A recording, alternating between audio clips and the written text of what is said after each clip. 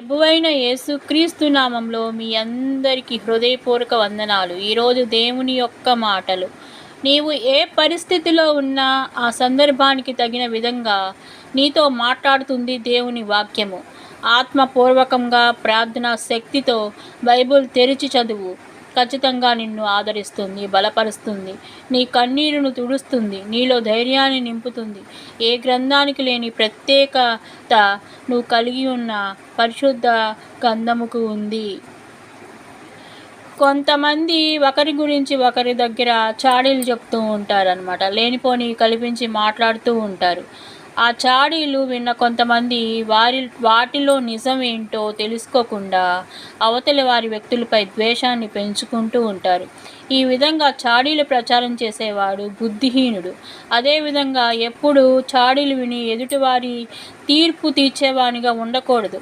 మన మాట సఖ్యత కలిగించేదిగా ఉండాలి. ఎందుకంటే మనం దేవుడు సమాధానకర్త. ఆయన బలహీనుని పక్షాన నిలిచేవాడు. కాబట్టి మాట విషయంలో జాగ్రత్త కలిగి ఉందాం. ఆమేన్. మన జీవితంలో ఉన్న సమస్యలు, ఇబ్బందులు ఎలా పరిష్కరించుకోవాలి లేదా డబ్బు ఎలా సంపాదించాలి అనే ఆలోచనతోనే చాలా వరకు మన జీవితాలు గడిచిపోతున్నాయి. కానీ దేవుడు చూపిన మాదిరిలో ఎలా జీవించాలి అనే ఆలోచన లేనివానిగా చాలామంది ఉంటున్నారు. యేసుని అంగీకరించి ఆయన చూపిన మాదిరిలో జీవించడమే నిజమైన జీవితం. ఎలాంటి పరిస్థితుల్లోనైనా మాదిరికరమైన జీవితాన్ని గడుపుదాం. అలాంటి జీవితం దేవుడు మనకి దయచేయునుగాక. ఆమేన్. లోకంలో ఉన్నవి మనల్ని ఎప్పుడూ ఆకర్షిస్తూనే ఉంటాయి. లోకాశల్లో జీవిస్తే అవి ఆత్మీయ జీవితాన్ని అంధకారంగా, ఎండిపోయిన ఫలింపలేని దానిగా మార్చివేస్తాయి. వాటి వైపు చూడకుండా దేవుని వెలుగులో జీవిస్తే మన ఆత్మీయ జీవితం ఫలభరితంగా, ఆశీర్వాదకరంగా, ఇతరులకు దీవెనకరంగా ఉంటుంది. దేవుడు ఎండిపోయిన జీవితాలను మరలా చిగురింపచేసి నూతన ఉత్సాహాన్ని ఇవ్వగలడు. ఆమేన్. ఎవరికైనా కష్టం లేదా నష్టం కలిగినప్పుడు సహాయం చేసే స్థితిలో కూడా మనం ఉన్నా కూడా నాకెందుకులే అనుకునే వాళ్ళు, వీళ్ళకి ఇలాగే జరగాలి అనుకునే వాళ్ళు చాలామంది ఉంటారు.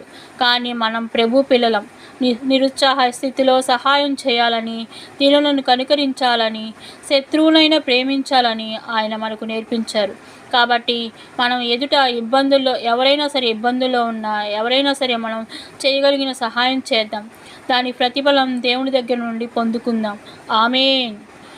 నీ రక్తమును నా రక్షణకై బలియాగముగా అర్పించినావు. ప్రభు పేట వందనాలు, శుభాలు, దైవ